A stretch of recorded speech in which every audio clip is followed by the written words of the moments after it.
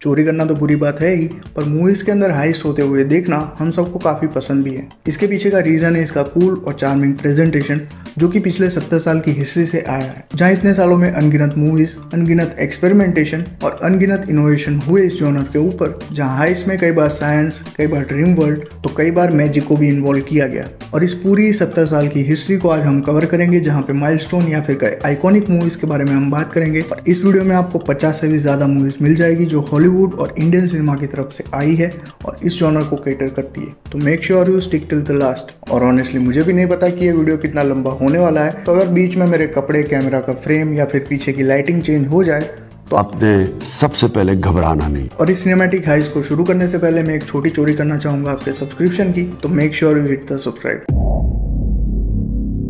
हर चीज कहीं ना कहीं से शुरू होती है और हाइस्ट मूवीज का भी ऐसा ही है, जहां हॉलीवुड मूवीज में स्टार्टिंग से इसके अंदर एक्सपेरिमेंटेशन हो रहे थे, पर कहीं ना कहीं इस जॉनर को पायनियर या फिर कहीं पॉपुलर किया रफीफी नाम की मूवी ने, जो कि 1955 में आई थी, जिसके अंदर हमें 30 मिनट लंबा एक साइलेंट सीक्वेंस दिखाया गया था जिसके अंदर हाइस्ट चल रही थी। और 30 मिनट लंबा होने के बावजूद भी ऑडियंस ने अपनी सांसें थाम के रखी थी, इतना ज्यादा टेंस ये सीन था। पर टेंशन और थ्रिलर के अलावा इस मूवी के अंदर स्टाइलिश और कूल दिखाने के लिए ओशंस 11 का सहारा लिया गया। अब मैं यहाँ पे कोई जंप नहीं कर रहा, बट ये 1960 की मूवी है जिसकी रीमेक हम में से ज्यादातर लोगों ने देखी होगी, ब्रैड पिट और जॉर्ज क्लूनी वाली। पर ओरिजिनल मूवी जो थी उसके अंदर फ्रैंक सिनाट्रा हमें देखने को मिले थे, जिसका प्रीमाइस वही था जो ओशंस 11 में हमने देखा था। पर कैरेक्टर्स को जिस तरह से कूल और स्टाइलिश वे में पेश किया गया था, वो उस टाइम के हिसाब से एक्सपेरिमेंटेशन की कैटेगरी में फॉल करता था, जिसके चलते ऑडियंस इन कैरेक्टर के लिए रूट करे। और इसी टाइम इंडियन सिनेमा भी पीछे नहीं था, जहां ज्वेल थीफ भी 1967 में आ चुकी थी, जो कि इंडियन सिनेमा के अंदर हाइस्ट मूवी का एक पायनियर बन चुकी थी। अब यहाँ से हॉलीवुड और इंडियन सिनेमा दोनों के ही अंदर हाइस्ट मूवी का चलन शुरू हो गया, जहां मेकर्स ये जान चुके थे कि ऑडियंस इस तरह की मूवीज को काफी ज्यादा पसंद कर रही है, तो डेफिनेटली इसके ऊपर कैपिटलाइज होना तो तय था, जो कि आगे चल के हुआ भी। इसके बाद आता है 70s का टाइम। इस डेकेड में हमें बहुत सी मूवीज देखने को मिली, पर वो कहते हैं ना कि कई बार मूवी रियल लाइफ इवेंट को इंस्पायर करती है, तो कई बार रियल लाइफ इवेंट मूवीज को इंस्पायर करते हैं। और ऐसा ही कुछ यहाँ पे भी हमें देखने को मिला, जहाँ रियल लाइफ इवेंट या फिर रियल लाइफ हाइस्ट के ऊपर बनी हुई मूवीज ज्यादा पॉपुलर हुई, जिसमें पहली थी डॉग डे आफ्टरनून, जिसके अंदर अल पचिनो हमें देखने को मिले थे, जो कि अपने होमोसेक्सुअल पार्टनर के लिए सर्जरी करा सके, उसके लिए पैसे इकट्ठे करने के लिए एक बैंक लूटने का डिसीजन लेते हैं। और ये मूवी पूरी तरह से रियल लाइफ इवेंट के ऊपर बेस्ड थी। और आज भी जब हाइस्ट मूवीज की बात चलती है तो ये मूवी उस लिस्ट में शामिल होती है। और इसके बाद हमें देखने को मिली the great first train robbery, जो अगेन एक रियल लाइफ ट्रेन रॉबरी के ऊपर बेस्ड थी। पर इस मूवी के अंदर हमें एक कॉमेडिक फ्लेवर देखने को मिला, जिसके चलते ना सिर्फ हाइस्ट का थ्रिल पर कॉमेडी का एंटरटेनमेंट भी प्रोवाइड कर रही थी ऑडियंस के लिए। और इसी चीज को ध्यान में लेते हुए एक और मूवी भी आई, जिसके अंदर हमें 3 सीनियर सिटीजन देखने को मिले, जो कि अपनी बोरिंग लाइफ से तंग आके और कुछ एक्साइटिंग करने के लिए एक रॉबरी करने का डिसीजन लेते हैं। ये मूवी 1979 में हमें देखने को मिली, जिसका नाम है गोइंग इन स्टाइल, जिसको एक अलग फ्लेवर और ट्रीटमेंट के साथ बनाया गया। और ऑडियंस ने इतना पसंद किया इसको कि ऑलमोस्ट 40 साल के बाद इसकी रीमेक भी बनी। पर अभी तो सिर्फ एक्सपेरिमेंट शुरू हुए थे, क्योंकि 80s का टाइम काफी ज्यादा वाइल्ड होने वाला था। ये वो दौर है जहाँ पे हाइस्ट मूवी के अंदर हमें अलग अलग एलिमेंट्स को ऐड होता हुआ देखने को मिला, जिसके अंदर रिवेंज एक प्रोमिनेंट टर्म बन चुका था। जहाँ पे जॉनी हैंडसम नाम की मूवी हमें देखने को मिली, जिसके अंदर एक डिसफिगर्ड मैन को हाइस्ट होने के बाद उसके ही मेंबर्स बिट्रे कर देते हैं और उसको जेल में डाल दिया जाता है। पर जेल में उसकी फेशियल सर्जरी होती है और अपने नए चेहरे के साथ वो वापस निकलता है और अपने गैंग मेंबर से बदला लेता है। तो इस तरह के एक्सपेरिमेंट हमें रिवेंज प्लॉट के साथ देखने को मिले, जो कि हाइस्ट मूवी को एक अलग लेवल पे ले गए। और साथ ही इसके अंदर एक रोमांटिक एंगल भी ऐड होता हुआ दिखा, जहाँ पे फिश कॉल्ड वांडा नाम की मूवी हमें देखने को मिली, जिसमें एक फीमेल कैरेक्टर अपने सभी पार्टनर्स को बिट्रे करने का डिसाइड करती है हाइस्ट हो जाने के बाद। पर क्या होता है जब वो प्यार में पड़ जाती है किसी एक मेंबर के। इसी तरह का रोमांस और डिलेमा हमें इस मूवी के अंदर देखने को मिला। और जहां ऑडियंस रॉबर्स और हाइस्ट करने वालों को हीरो मानती थी, वहीं पे एक अलग टेक के साथ मूवी बनी, जो कि एक्शन के अंदर एक ग्राउंड ब्रेकिंग मूवी बन गई। ये मूवी थी डाई हार्ड, जिसमें हमें एक कॉप के पर्सपेक्टिव से दिखाया गया कि रॉबर्स या हाइस्ट कितनी ज्यादा डेंजरस हो सकती है। और इस मूवी में हाइस्ट होने के बावजूद भी ऑडियंस ने पसंद किया इसके हीरो यानी कि ब्रूस विलिस को, जो कि कॉप के कैरेक्टर में हमें देखने को मिले। और साथ ही ये मूवी एक्शन जॉनर के अंदर एक माइलस्टोन भी बन गई। और इस डेकेड के स्टार्टिंग में हमें थीफ नाम की मूवी भी देखने को मिली, जहाँ पे एक रिटायर्ड चोर वापस से चोरी करने का डिसीजन लेता है और वो प्लान किस तरह से हेवायर हो जाता है, यही हमें इस मूवी के अंदर देखने को मिला। तो हाइस्ट मूवीज के अंदर हम जनरली देखते हैं कि एक आखिरी बड़ी चोरी करनी है, तो वो आखिरी बड़ी चोरी का आइडिया इस मूवी से जनरेट हुआ। और फिर आता है 90s का टाइम, जहाँ ना सिर्फ हमें आइकॉनिक हाइस्ट मूवीज मिली बल्कि आइकॉनिक डायरेक्टर्स भी मिले, जहाँ गाय रिची, ब्रायन सिंगर और क्विंटिन टेरेंटिनो जैसे डायरेक्टर्स भी हमें देखने को मिले, जिन्होंने अपने अलग टेक के साथ इस जॉनर में मूवीज बनाई, जो कि आज आइकॉनिक मूवीज बन चुकी है, जहां टेरेंटिनो लेके आए हाइस्ट के बाद के आफ्टरमैथ वाली मूवी यानी कि रिजर्वायर डॉग, जिसके अंदर हाइस्ट तो है पर वो सिर्फ और सिर्फ हमें डायलॉग के थ्रू ही बताई गई और उसके आफ्टरमैथ में किस तरह से चीजें होती है यही हमें इस मूवी के अंदर देखने को मिला। पर इसके बावजूद भी ये मूवी काफी एंगेजिंग और एंटरटेनिंग रही। इसके बाद हमें यूजुअल सस्पेक्ट भी देखने को मिली जिसको ब्रायन सिंगर ने बनाया था, और अगर आपने ये मूवी नहीं देखी है तो आपने कांटे जरूर देखी होगी, क्योंकि इसकी एक लूजली मेड रीमेक थी। और इस मूवी के अंदर काइजर सोजे का जो रिवील दिखाया गया है वो आज भी पॉप कल्चर का एक आइकॉनिक मोमेंट बना हुआ है, जहाँ पे मेंबर्स इकट्ठा होते हैं, वो प्लान बनाते हैं, प्लान को एग्जीक्यूट करते हैं, उसमें क्या क्या डिफिकल्टीज होती है वो दिखाई गई है और एंड में कंक्लूजन के साथ ये मूवी खत्म होती है। पर इस मूवी में जहाँ पे एक्सपेरिमेंट किया गया था वो था इसका एंडिंग का ट्विस्ट, जो कि आज भी मूवीज के अंदर देखा जाने वाला सबसे आइकॉनिक ट्विस्ट है। और फिर हेरा फेरी अगर आपको याद है तो उसमें जो 3 बंदूकें थी उसके साथ क्या हुआ होगा ये अगर आपको जानना है तो आपको गाय रिची की lock stock and 2 smoking barrels देखनी पड़ेगी, क्योंकि इसी मूवी के ऊपर फिर हेरा फेरी की कहानी लूजली बेस्ड है। मूवी में जेसन स्टेथम और बाकी के एंसेंबल कास्ट हमें देखने को मिलती है, जो कि सटल और डार्क कॉमेडी के तड़के के साथ बनाई गई एक हाइस्ट मूवी थी, जो कि आज एक कल्ट क्लासिक मूवी बन चुकी है। और डाई हार्ड मूवी की जो हमने बात की थी, जो कि एक फ्रेंचाइजी में कन्वर्ट हुई थी, उसके तीसरे पार्ट में वापस से हाइस्ट के ऊपर वो लोग जंप किए, जहाँ पूरी मूवी एक एक्शन एडवेंचर के तौर पे बनाई गई। पर मूवी की एंडिंग में हाइस्ट को लेके एक तगड़ा ट्विस्ट भी डाला गया, जिसके चलते टेक्निकली इसको भी एक हाइस्ट मूवी बोला जा सकता है। जहाँ डाई हार्ड के थर्ड पार्ट में कॉप के ऊपर ज्यादा ध्यान दिया गया था, वहीं पे हीट नाम की मूवी भी आई जिसमें अल पचिनो, रॉबर्ट डिनेरो और वेल किल्मर ये तीनों ही देखने को मिले। और इसमें पुलिस और रॉबर्स के बीच में कैट एंड माउस गेम भी चलता रहता है, जिसके चलते ये एक आइकॉनिक मूवी बन गई। और इतना ही नहीं, इसका बॉलीवुड के अंदर रीमेक भी बन चुका है, जिसका नाम अगर आपको पता है तो कमेंट्स में बताते जाना। हाइस्ट की बात चल रही है और इथन हंट का नाम ना आए ऐसा तो हो नहीं सकता। मिशन इम्पॉसिबल भी इसी टाइम शुरू हुई थी, जहाँ पे फ्रेंचाइजी एक्चुअल में एक सीरीज की एडेप्टेशन थी। और जिस तरह इसके पहले पार्ट में टेंशन का माहौल बिल्ड किया गया था हाइस्ट दिखा के, उसके बाद मिशन इम्पॉसिबल अपने मूवीज के लिए ही जाना जाने लगा। और ये फ्रेंचाइजी इतनी ज्यादा सक्सेसफुल रही कि आज तक इसकी मूवीज बनती आ रही है। और इसके बाद का जो दौर था उसके अंदर बहुत से एक्सपेरिमेंट हमें देखने को मिले, जहाँ पे जादू, साइंस और इवन सोशल इश्यूज को भी ऐड किया गया।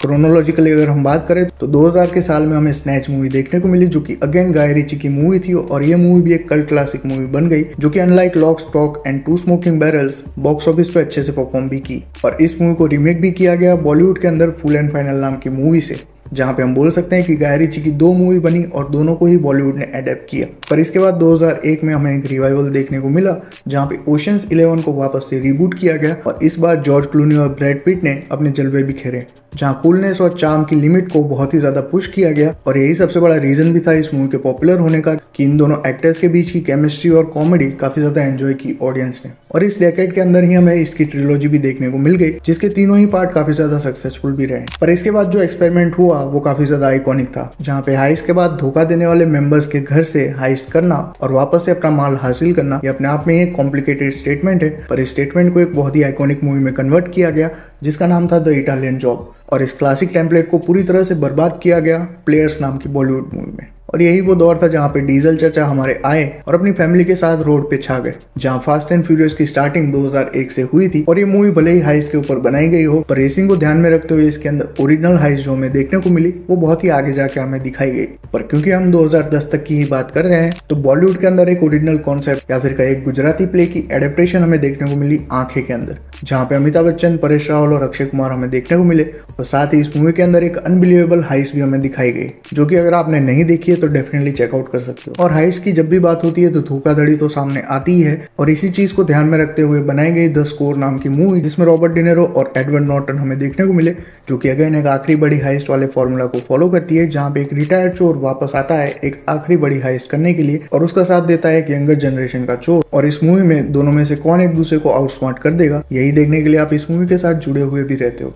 पर ये जो डेकेड है वो खत्म हुआ 2 ऐसी मूवी से जो कि हाइस्ट से कनेक्टेड तो नहीं है, बट हाइस्ट से काफी ज्यादा दूर भी नहीं है। जहाँ असैसिनेशन ऑफ जेसी जेम्स के अंदर हमें एक आउटलॉ दिखाया गया, जो कि हाइस्ट करता हुआ तो नहीं दिखाया गया, बट कैरेक्टर स्टडी के हिसाब से अगर इसको देखा जाए तो एक आउटलॉ के कैरेक्टर को ब्रैड पिट ने काफी अच्छे तरीके से निभाया, जिसके अंदर हमें केसी एफ्लेक भी देखने को मिले, जहाँ ब्रैड पिट का चार्म और उनका पर्सोना काफी अच्छी तरीके से काम कर जाता है। और आउटलॉस की बात कर ही रहे हैं तो जॉन डिलिंजर को कैसे भूल सकते हैं, जो कि रियल लाइफ में एक सीरियल रॉबर था। और इसके लाइफ के ऊपर बनी हुई मूवी यानी कि पब्लिक आइकॉनिक एनिमीज हमें देखने को मिली, जिसमें जॉनी डेप डिलिंजर के रोल में हमें देखने को मिले, जिन्होंने काफी अच्छी तरीके से डिलिंजर के पर्सोना को कैरी किया, जिसमें हमें देखने को मिलता है कि FBI ने किस तरह से डिलिंजर और उसकी गैंग को रोकने की हर मुमकिन कोशिश की थी। और धूम फ्रेंचाइजी कैसे भूल सकते हैं, जहाँ पे पहले 2 पार्ट काफी सक्सेसफुल रहे, वहीं पे तीसरा पार्ट उसकी लेगेसी को पूरी तरह से खराब कर चुका था। जहाँ पहला पार्ट भले ही हिट का रीमेक था, पर दूसरा पार्ट काफी ओरिजिनल वे में बनाया गया था और ऋतिक रोशन का जो चार्म है वो इस मूवी को 4 चांद लगा देता है। तो अब शुरू होता है एक्सपेरिमेंटेशन का ओवरडोज कि कुछ मूवीज तो ऐसी भी बनी जिसको लेके हम सोच भी नहीं सकते कि इस चीज को कभी हाइस के साथ कनेक्ट करके हमें दिखाया जाएगा। जहाँ पे स्टार्टिंग होता है 2010 से, जहाँ पे टाउन नाम की मूवी हमें देखने को मिली, जो कि हाइस के अंदर एक रोमांटिक एंगल क्रिएट करती है और हाइस के बाद उस रोमांटिक एंगल का और रिलेशनशिप का क्या होता है यही हमें इस मूवी के अंदर देखने को मिलता है, जिसके अंदर बेन एफ्लेक हमें लीड रोल में देखने को मिले थे। और मूवी के स्टार्टिंग के 10-15 मिनट में ही हाइस पूरी तरह से खत्म भी हो जाती है, पर इसके बाद जिस तरह से मूवी आपको एंगेज करके रखती है वो काफी ज्यादा सरप्राइजिंग है। और बात करें बॉलीवुड की, तो स्पेशली बॉलीवुड में इस डेकेड के अंदर हमें बहुत सी ऐसी मूवीज देखने को मिली जो कि ओरिजिनल थी और हाइस के अंदर एक्सपेरिमेंटेशन भी दिखाती थी, जहाँ डॉन टू एक परफेक्ट टेम्पलेट को फॉलो करती है, जहाँ पे प्लानिंग, एग्जीक्यूशन और एंडिंग का एक ट्विस्ट, ये सभी चीजें हमें इस मूवी के अंदर देखने को मिलती है। वहीं रियल लाइफ इवेंट के ऊपर बेस्ड स्पेशल 26 भी हमें देखने को मिली, जहाँ एक ऐसी हाइस्ट हमें दिखाई गई जिसको लेकर हम काफी ज्यादा कनेक्ट कर पाते हैं। पर स्पेशल 26 के डायरेक्टर यानी कि नीरज पांडे यहीं पे नहीं रुके, उन्होंने हाइस्ट को एक अलग लेवल पे पहुंचाया। जहाँ यूजुअली हाइस्ट के अंदर पैसे और हीरे जवाहरात दिखाए जाते हैं, यहाँ हाइस्ट दिखाई गई एक पूरे को पूरे आदमी को लेके, जहाँ बेबी के अंदर एक टेररिस्ट को पकड़ के इंडिया वापस लाने का मिशन दिखाया गया। और ये मूवी एक एस्पियोनाज थ्रिलर होने के बावजूद भी एक हाइस्ट मूवी की तरह भी देखी जा सकती है। और डी-डे नाम की मूवी के अंदर भी इसी प्लेयर को कैरी किया गया था, जहां पाकिस्तान से एक गैंगस्टर को पकड़ के इंडिया वापस लाने का मिशन दिखाया गया था। पर बॉलीवुड में कुछ ग्राउंडेड मूवीज भी हमें देखने को मिली, जो कि हाइस से जुड़ी हुई होने के बावजूद भी रियलिटी को काफी अच्छी तरीके से कैरी करती है, जिसमें पहली मूवी है सिटी लाइट, जिसके अंदर हाइस के पीछे के मोटिवेशन और सिचुएशन को काफी अच्छी तरीके से दिखाया गया। और ये मूवी सजी हुई है शानदार परफॉर्मेंसेस से, जो कि आप डेफिनेटली चेकआउट कर सकते हो। और दूसरी मूवी है वो एक डार्क कॉमेडी मूवी है, जहाँ पे हाइस के बाद माल कहाँ पे रखा है ये अगर भूल जाया जाए तो बाकी के मेंबर्स क्या हालत करते हैं। इसी चीज को इस मूवी के अंदर एक कॉमेडी और फनी वे में दिखाने की कोशिश की गई, जो कि स्टार्टिंग में काम करता है, पर मूवी के ओवरऑल अगर हम बात करें तो कहीं ना कहीं ये मूवी बहुत ही ज्यादा बेहतर बन सकती थी। और ये मूवी है गन चक्कर, जिसके अंदर इमरान हाशमी हमें लीड रोल में देखने को मिले, जो कि चोरी करने के बाद भूल जाते हैं कि उन्होंने पैसा कहाँ पे रखा है। और हाइस मूवी कितनी ज्यादा कंफ्यूजिंग हो सकती है इसका पता हमें चलता है इंसेप्शन नाम की मूवी से, जिसमें नोलन भैया ने हमारे दिमाग के चक्के छुड़ा दिए और आज उनका जो सोफिस्टिकेटेड ऑडियंस बेस बना है वो इसी मूवी के दम पे बना है। जहाँ हाइस के अंदर यूजुअली हम कोई चीज चोरी करते हैं, पर यहाँ पे किसी चीज को किसी के दिमाग के अंदर रखने की बात थी, जिसके चलते वो अपनी कंपनी डुबा दे और साथ ही सपनों की दुनिया में एंटर करना।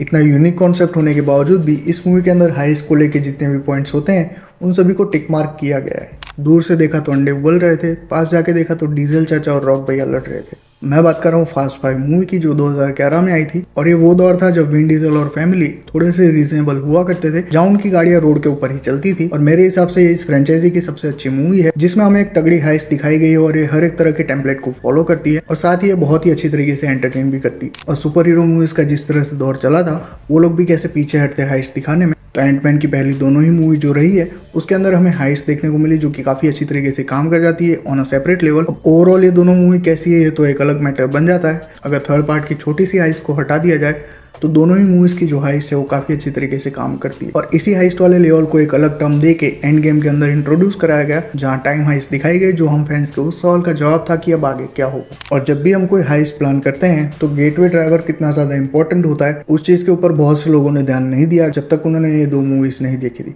ये 2 मूवी थी बेबी ड्राइवर और व्हीलमैन, जहाँ पे हाइस्ट को प्लान करने वाले से ज्यादा गेटवे ड्राइवर के ऊपर फोकस किया जाता है और यही कहानी के प्रोटैगनिस्ट भी होते हैं। जहाँ ये दोनों ही मूवी काफी ज्यादा आउटस्टैंडिंग तरीके से बनाई गई है। स्पेशली बेबी ड्राइवर में जिस तरह से ड्राइविंग के सीन दिखाए गए हैं, मैंने अगर किसी दिन गलती से हाइस्ट प्लान कर ली तो उससे कम ड्राइविंग स्किल वाला बंदा तो मैं नहीं लूंगा। और ओशन ट्रिलॉजी खत्म होने के बाद कूल और स्टाइलिश कैरेक्टर इस जॉनर से कहीं ना कहीं मिसिंग थे, जिनको वापस से इंट्रोड्यूस कराया गया फोकस नाम की मूवी से, जिसके अंदर विल स्मिथ हमें देखने को मिलते हैं, जिसके अंदर उनका कैरेक्टर हाथ की सफाई और छोटे मोटे स्कैम करता रहता है। और इस मूवी में उस कैरेक्टर की ग्रैंड स्कीम हमें देखने को मिलती है, जिसमें उसके बहुत से पार्टनर्स भी उसका साथ देते हैं और साथ ही एक ऐसी लड़की जिसको वो ट्रेन करते हुए उससे प्यार में पड़ जाते हैं। और प्यार में पड़ने के बाद क्या चीजें होती है यही हमें इस मूवी के अंदर देखने को मिलता है। मूवी के अंदर उनका जो कैरेक्टर है वो स्टाइलिश और कूल होने के साथ साथ बहुत से एरोगेंट बिहेवियर भी दिखाता है, जो कि इस कैरेक्टर को एक यूनिक टच देता है। और इंडियंस होने के नाते हमें मास मूवीज देखना पसंद है और इस जॉनर के अंदर भी मास के साथ एक्सपेरिमेंट किए गए हैं, जहाँ पे मनकथा नाम की एक तमिल मूवी के अंदर थला अजीत हमें देखने को मिलते हैं जो कि एक पुलिसमैन होते हैं जो किस तरह से एक हाइस्ट प्लान करते हैं। और इस मूवी में मास एलिमेंट के साथ हाइस्ट मूवी का जो टेम्पलेट है वो भी काफी अच्छी तरीके से फॉलो किया गया है, जहाँ हाइस्ट मूवी के हर एक पॉइंट को ये मूवी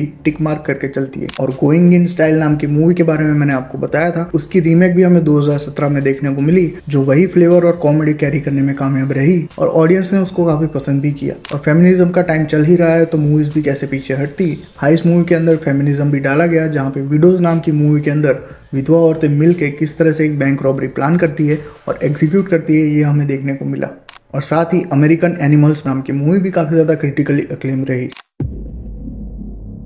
और लास्ट 5 ईयर से अगर हम बात करें तो कॉमेडी और एक्शन को लेके हाइस्ट मूवीज के अंदर काफी एक्सपेरिमेंट देखने को मिले, जिसमें हाइस्ट ऑफ द सेंचुरी नाम की मूवी भी शामिल है जो कि 2020 में आई थी, जो कि रियल लाइफ हाइस्ट के ऊपर बेस्ड है और इस हाइस्ट के अंदर टॉय वेपन्स का यूज किया गया था। अब आप समझ सकते हो कि इसके ऊपर मूवी क्यों बनाएगा कोई। साथ ही कॉमेडी की बात चल रही है तो कैजिलियनेयर नाम की मूवी भी हमें देखने को मिलती है, जहां हस्बैंड और वाइफ दोनों कॉन आर्टिस्ट होते हैं और उनकी बेटी भी उसी रास्ते पे चलती रहती है, पर जब इनके परफेक्ट स्कैम में एक चौथा आदमी जुड़ जाता है तब उनकी लाइफ किस तरह से हिलेरियस टर्न लेती है, यही हमें इस मूवी के अंदर देखने को मिलता है। इसके बाद माइकल बे हमें वापस से देखने को मिले एक्शन वाले अवतार में, जहां एम्बुलेंस नाम की मूवी के अंदर जेक जिलेनहॉल हमें देखने को मिलते हैं जो अपनी वाइफ के इलाज के लिए पैसा इकट्ठा करने के लिए अपने भाई के साथ मिलकर एक हाइस्ट का हिस्सा बनते हैं। और इस मूवी में माइकल बे का वो एक्शन और केओस हमें वापस से देखने को मिला। साथ ही हाइस्ट मूवी के अंदर अपने रियल लाइफ एनवायरनमेंट को ऐड करना काफी अच्छी बात होती है, जहाँ पे अमेरिका के अंदर किस तरह से हरिकेन और तूफान आते रहते हैं जो कि प्रॉपर्टी डैमेज करते हैं। इसी चीज को ध्यान में रखते हुए कट थ्रोट सिटी बनाई गई, जिसके अंदर 2 भाई अपने टाउन जब वापस पहुंचते हैं तब उनको पता चलता है कि उनकी जो प्रॉपर्टी है वो डिस्ट्रॉय हो चुकी है और कर्जा चुकाने के लिए वो एक हाइस्ट का पार्ट बनते हैं। और हाइस्ट मूवी में नियो नोआर का टच शायद ही किसी मूवी के अंदर देखने को मिला होगा, जो नो सडन मूव नाम की मूवी में हमें देखने को मिला,